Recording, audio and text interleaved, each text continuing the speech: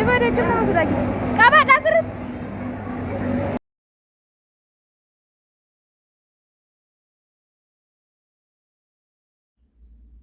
Baguma jireenyi harka namaan taane barbaarra geenyu silaa kaatabanne eni jirra waan taane karra biiti shukriin alaa khayri lkhalqi mustafa almukhtaari قفتهما ذاتي في دكتو برمتو إذا دير كنان إننا منقتو وتم عدوين نرتي دادتو في ديازين نقيم ودين رحمتاتو. السلام عليكم ورحمة الله وبركاته. أكم نجهز أولتني أكم جرتن فيا كيسني على مني سانا مكيسن dalagaa fi ammaal fakkaatu sin jaawurreessita keenya bira bareeda alhamdulillah isin biras bareeda akka ta'e abdiin qaba. Egaa viidiyoon kun viidiyoo guyyaa kaleessaati jechuudha. Guyyaa sanbata dhugaa dubbachuuf baay'ee biizii ta'urraa kan ka'e ijoollee gadi baasee hin beeku duraan gadi baasaa turre jechuudha. Sanbata yeroo takka amma garuu baay'ee biizii ta'urraa kan ka'e haga ijoolleen tiyya bakka Natuni itu takka ga'ee jechuudha hojiirraa sababa hojiitiin anillee waa hedduun biiziif godhee kilaasii illee barumsa irrallee jira. Sansanii bakka asiin viidiyoo yuutuubii hojjetu jira, meeshaa ordarii fudhatutu jira, ordarii san bakkaan ga'utu jira. Moo meeqa akkam jedhee isin hima isin hundi beektanii hordoftoota kiyya. Sanumarraa kan ka'e adda gadi ba'uuf jechuudha. Viidiyoo kana laayik sheer gochuuf hin dagatina. Akkuma argitan naannoo keenyarraa waanee guyyaan sanbata. Bismillah ispaaltiin gara magaalaa amma sa'aatiin kuni sa'aatii laaqanaati cirka jedhe jechuudha bakka hedduu namatti tola qulqullinummaan isaatu karaa kan amma nuti karaan kuni gara wanjii maazuuraatti irra jirra jechuudha. Hordoftooti akkuma argitan kunoo wanni takka hin jiru namni olii gad deemu hin jiru sa'aatillee sa'aatii laaqanaa yookaan misa makiinaan akkana dhaabatee jira jechuudha. Kan namni waa fayyadamaa jira gara keessa seenii namni hunduu namni kan maatii wajjin ba'u maatii wajjin ka adda ba'u adduu fi ከሂሪያ ወጂ ወው ሂሪያ ወጂ እና ከሰት ደደባርሰ namni sanbata guddaaf xiqqaallee kanaaf karaan cirka jedhe kana sa'aatillee sa'aatii akkasiiti sa'aatii guyyaa jechuudha. Nutillee gaadhaan taname dhugaa dubbachuuf osoo ba'uu hin barbaadin jechuun tasa ba'ee akkam jennaan ijoolleen ka waan tokko yoo jettaniin hin dagattu jechuudha. Ayyaana darbirratti jechuudha ayyaana soomaykaa boodarratti isin bashannansiisa jeeni. Ada isaan hagammaa hin daganne jechuudhaan qaata dagadheeyyuu egasii yaadachiisanii jennaan sanatti hojjanii jennaan mayyee bakka beenaa kaa jedhanii gadiin bahutti jira. Kanaaf amma sa'aatiin kun sa'aatii laaqanaati naannoo na jiru kana kunoo gara Yooyyaa hospitaala kunoo isinitti mul'ata. Kunoo ni argitan jedheetii yaada. Asii amma darqaba laaqana nyaanna jechuudha. Waajii kontiraataatiin deemaa jirra. Taaksiin akkasuma hin jiru aduu waan dhibaati. Taaksiin itti kan rakkisaadha gara guyyaa. Kanaafuu manumarraa bajaajiin baane aspaaltirraa jechuudha. Egaa ammaan tana deemnee laaqana nyaanne xiqqoosii aragalfannee egas booda iddoo bashannanaa geessinaa jechuudha. Kanaafuu isin agadhamu viidiyoo kanatti na waliin koottaa ittiin booharaa laayik sheer godha. Afoo taa'ee sirriitti hin raamne garuu haga nama mul'atu tokko raawwatti jira. Dalgaan sanuu eeggata. Sirkii tana sirraa butan osoo manaan jedhanu namni ala dhaabatee namarraa butuu fa'a ni jira beektanii rakkisaadhaattuu nadama keessa eegumatti kennite fa'a yaadatta wayiin fa'a nama tuqanii waan qabdu maraa itti gisee itti kennitutu jira rabbi namarraa haa qabu malee baay'ee rakkisaadha jechuudha.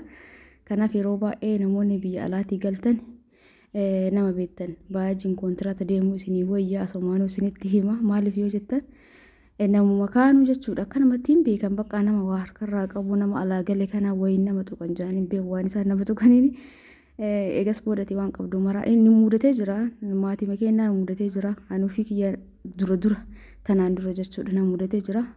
Tanaan dura waggaa sadiin duramoo akkasitti boorsaa hojii gizeetti kennaa jira waan hunda maatii wajjin osoo deemaa jiru taaksii keessatti na cinaa taa'ee jira daa'imni jechuudha.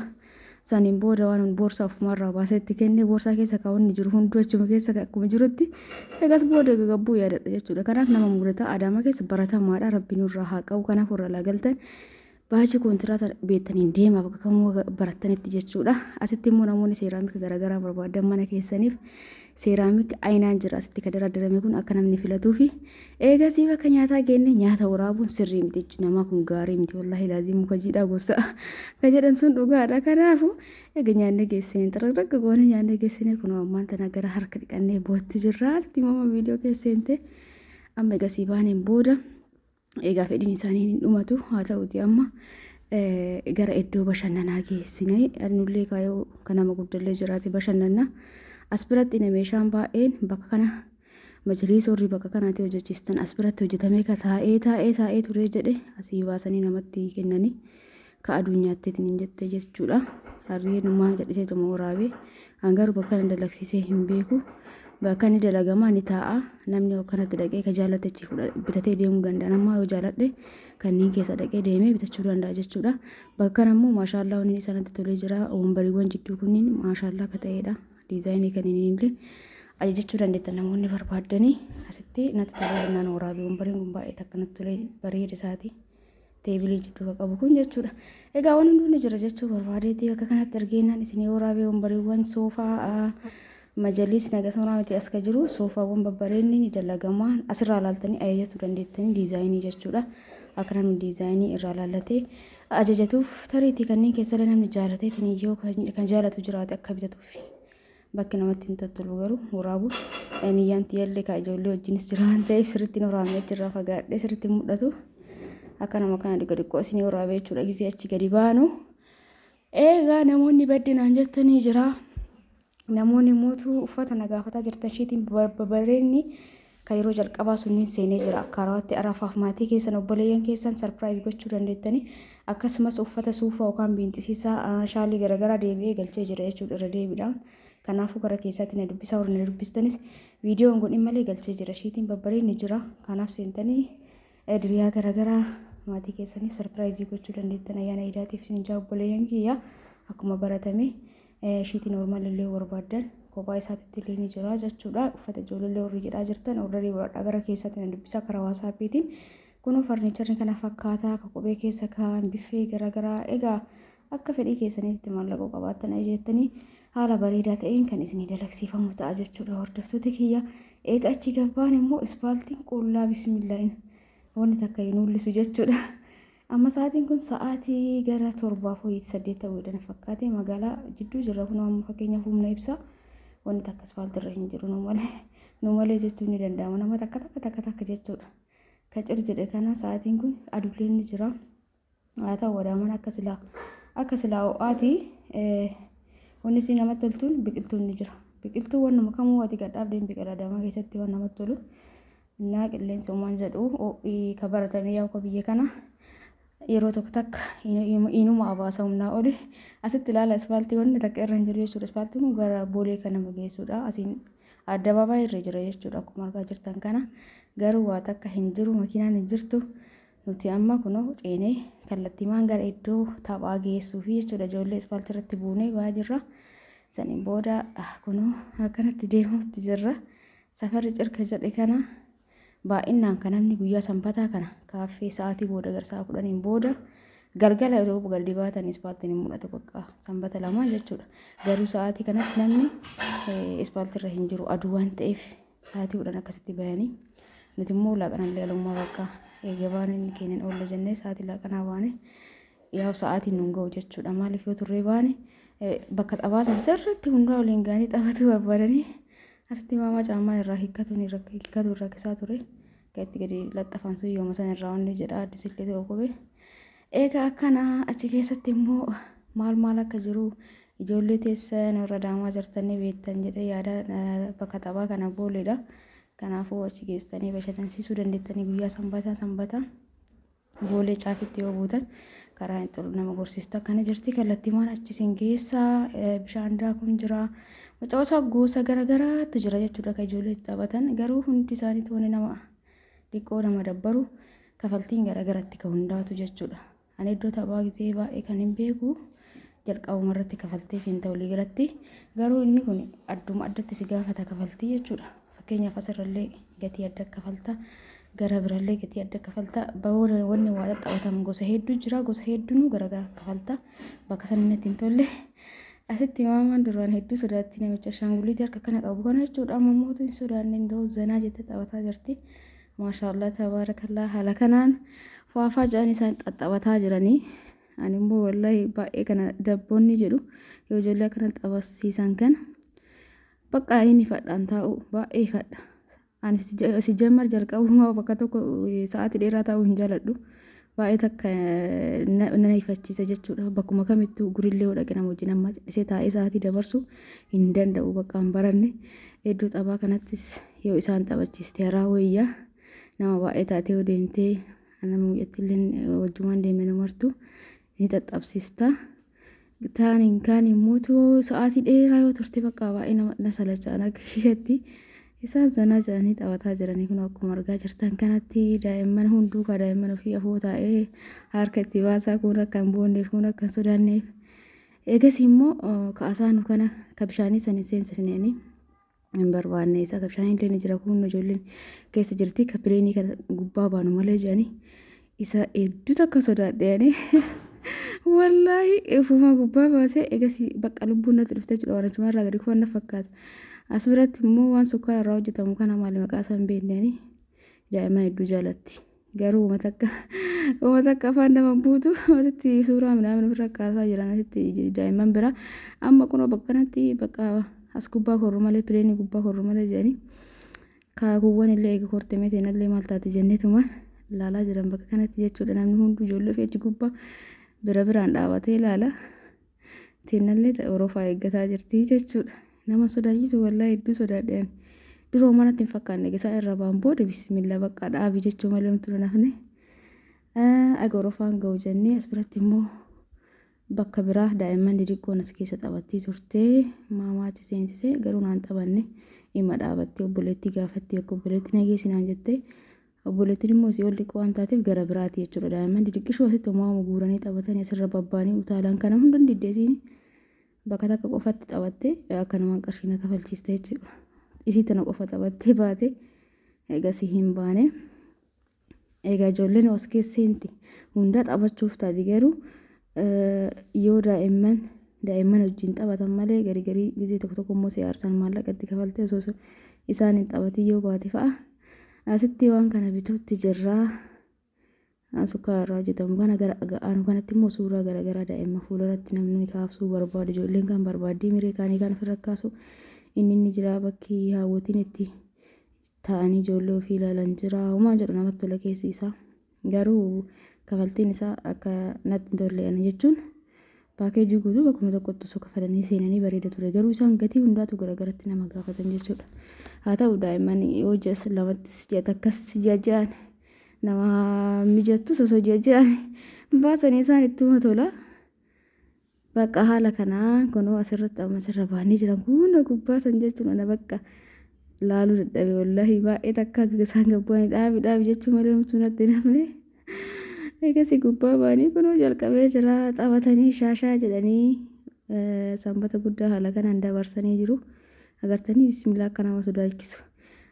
Ani gizee dura gizee ijoollee taawwan laloomaan ittiin fakkaanne gizee ijoolleen gubbaa baatee qastaatummoo osoo achirraa kuftee hoo jedha wallahi inumaayyuun sodaanne daa'imman silaa akka sodaatanuu kana jennaan isaan inumaa tasummaan sodaanne sirrimatti tulee jechuudha kun eegaa akkana isiniin jaa hordoftoota kiyyaa akka isinitti hin jaartan abbiin qabaas gubbatti dadhabee jala sana gubbarraa gadi laala jedhee gubbaa baay'ee ture gubbaa baay'ee achi gadi laala ture itti dhageessa taphatan bakka cindameenyaa biraa dhufe. Ini malah mana sih kita tu buat itu macam mana? Asyik cakap tu, sebab cakap, buka kan makanan ada menjadi bukan betul kalau kita kalau kita sakit mana? Kita nanti dia nak mana kita ni kita jadi itu ya. Agar tadi noc. Sagalee amma irratti hidhuutti jira adeeffama guddaa sagaleen duraa mootu wayni akka badaa yuutuubii kooppiin irratti godha saniif sagalee jalaa balleesse wayni daa'immanii wayni maashiniiwwan kanaa bakka inumaa bakka gurra nama qorqora jechuudha saniif irraa haqee haga namoota akka ittiin booharaa ijoollee teessanii gizee tokko gadi baasaa ijoolleen akka keenyaatti miti nuti hojiidhaan biizii ta'uu dandeenya nuti sa'aatii garaagaraa hojii garaagaraatiif qoqqoodnee fayyadamuu dandeenya garuu isaaniifillee sa'aatiidha waan ta'eef taphachuu barbaadanii yeroo baay'ee daa'imman teenya dhugaa dubbachuuf ofii kiyyaa akka kiyyatti baay'ee biiziidha ijoolleen teenya maaliif amma barumsaa galan immoo xixiqqoo waa fayyadamanii mana quraanaa deemanii mana quraanaatti deebi'anii mootuu hin qo'atanii eegas booda rafan sa'aatiin qaban jechuudha akka ijoolleen duraanii taphatti mana barumsaa deemtee yoo deebite dhiifama sagalee sibiilina irratti bilbilamaa jira. Inni akkasii kanaafuu yeroo tokkotti akka sanbata malee taatu gadi baasuun barbaachisaadha jechuudha. Hordoftoota kiyyaa akkuma isiniin jedhu isaanii amma fakkeenyaaf ijoolleen irraa yoo ka'e ganama sa'aatii 2tti bahanii sa'aatii 9:00 manatti dhufan. Sa'aatii 9:00 dhufanii waa nyaatanii sa'aatii 10tti gara masgiida deeman. Sa'aatii 12tti deebi'anii dhufanii quraana qara'anii jechuudha. Sa'aatii 12tti dhufan sa'aatii 12 sanitti dhufanii iraatii ofii nyaatanii aga sa'aatii 2 hin rafan. Bakka sa'aatii taphatan takka illee hin qaban jechuudha. Kanaaf gisee takka taphsiisuun barbaachisaadha. Yookaan ijoolleen waan hir'inni hedduun irratti argamuu danda'a dhugaa dubbachuu fi kanaaf gisee takka anuyyuu orgamanaan baasu daa'imman garuu sirrii akka taane sababa beeku jechuudha. Asitti immoo waan akka baaburaa tanallee yaabbatanii bakka isaan waan achi keessa jiru hunda waliin gahanii jiru. Maashaallah tabaarakallaa akkana isiniin jaa. Egaa hundi keessanuu namoonni meeshaalee garaagaraa barbaadan karaa keessaatiin dubbisuuf hin dagatiin lakkoofsi Duwwaa 9 Duwwaa 6 heeloo jettan karaa waasaappiitiin isin keessummeessa immoo osoo hin taane osoo waasaappii fayyadamtanii bareedaadha. Immoo yeroo tokko waan olii naasaan waan olii barreessan illee ni balleessa. Kanaaf karaa waasaappiitiin osoo dhuftanii irra filatamaadha isiniin jaa hordoftoota kiyya. Namoonni afata garaagaraa ayyaana arafaatiif barbaadan minxaafii dabalatee firaashii akkasumas uffata ijoollee uffata hawwata diriyaa garaagaraa binsiisaa akkasumas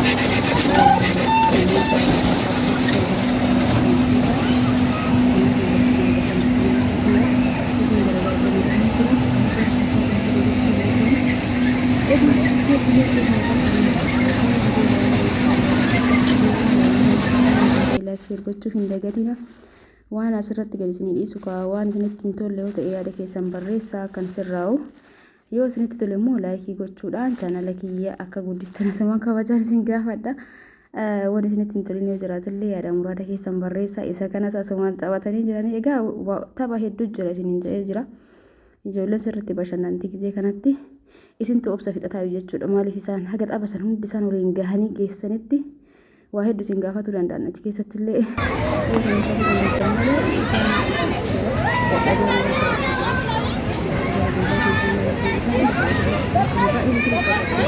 turu asitti illee zuwaajuweelee taphatanii hundaa waliin gahaniiti jira jechuudha. Wanni immaan isaanitti hafee hin jiru. Egaa kana fakkaataa jechuudha hordoftoota kiyya. Akkasumas namoonni majalis na gaafataa jirtanii gara fagoo ta'e nu lakka imana ornaan jettanii an mana deemee lakkaa'uun fagoo natti hin tolu. Nama mana isin ijaarsisan namni mana isin ijaarsisuun likkii manaa ni beeka jechuudha. Kana jechuun bar faanaanuudhaanii namatti himuu danda'an bakka majalisa kaa'uu barbaadan san faanaan irraa olee isa lakkaatanii deebitanii dalgasaas lakkaa'uudha yoo illee majalisa illee hojjechiisuu barbaadan inni illee hojjechiisuu barbaadan irraa olee lakkaatanii dalgasa lakkaatanii deebitanii